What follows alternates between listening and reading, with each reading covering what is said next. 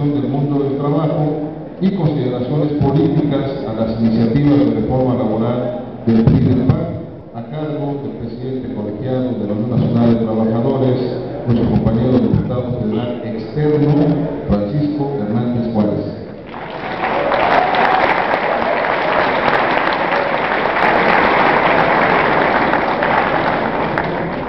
Gracias,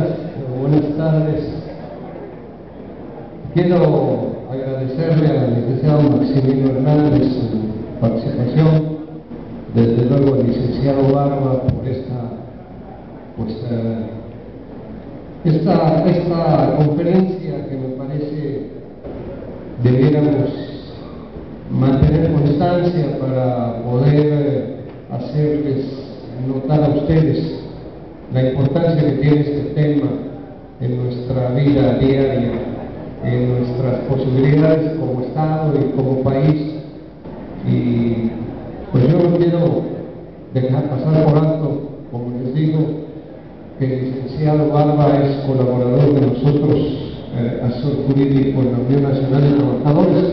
y yo diría que el principal artífice, sin quitarle méritos a los otros abogados que nos apoyaron, de la propuesta de reforma laboral que tenemos presentado ante la Cámara de Diputados. Y obviamente que mejor que él les explique a ustedes los alcances de la iniciativa,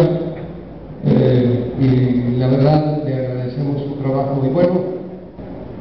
a mí me parece importante hacerles notar precisamente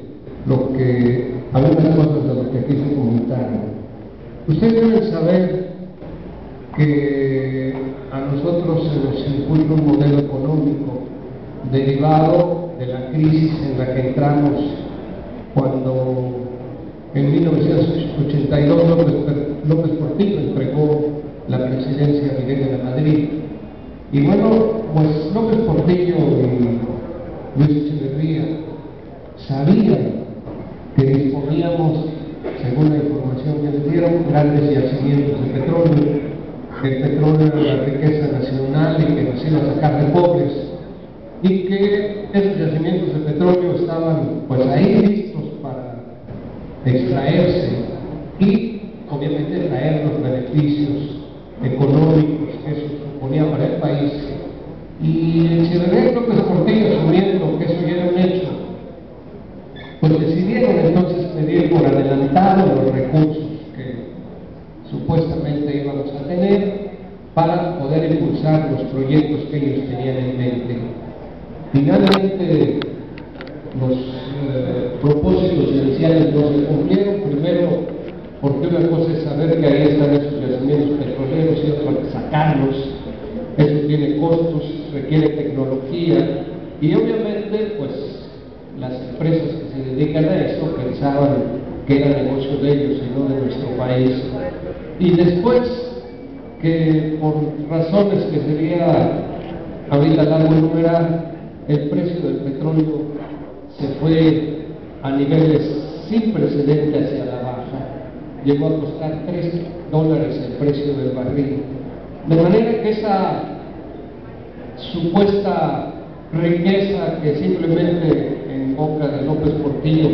teníamos que administrar, pues no hubo tal, pero sí pedimos el dinero que se suponía íbamos a tener por la venta de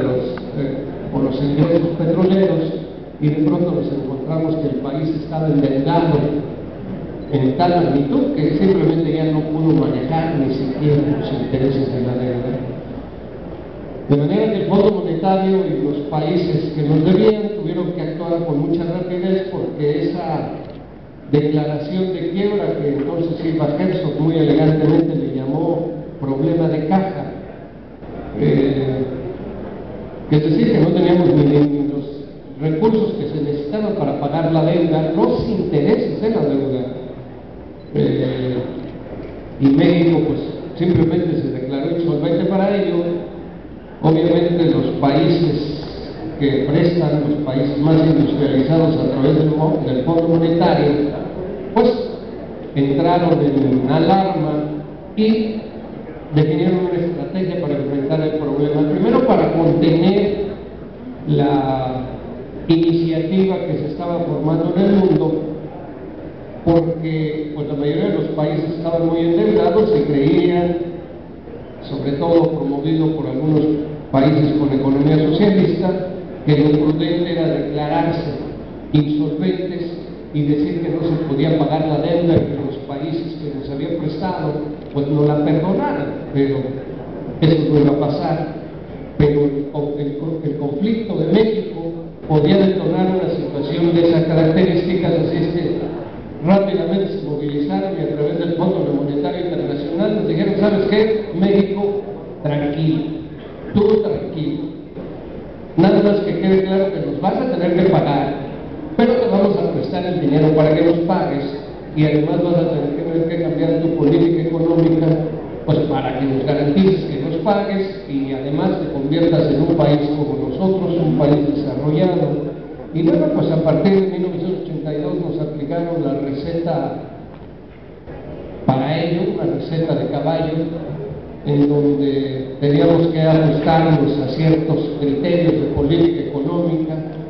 para lograr crecimiento, para lograr generación de empleos, para lograr atraer mayores inversiones, para lograr, según esto, que México entrara a las grandes ligas de los países desarrollados. Y bueno, pues a lo largo de 28 años que viene aplicándose esa receta, pues resulta que los resultados, si me permiten la redundancia, no han sido los que nos pronosticaron en 1982 con ese acuerdo que se hizo con el Fondo Monetario Internacional.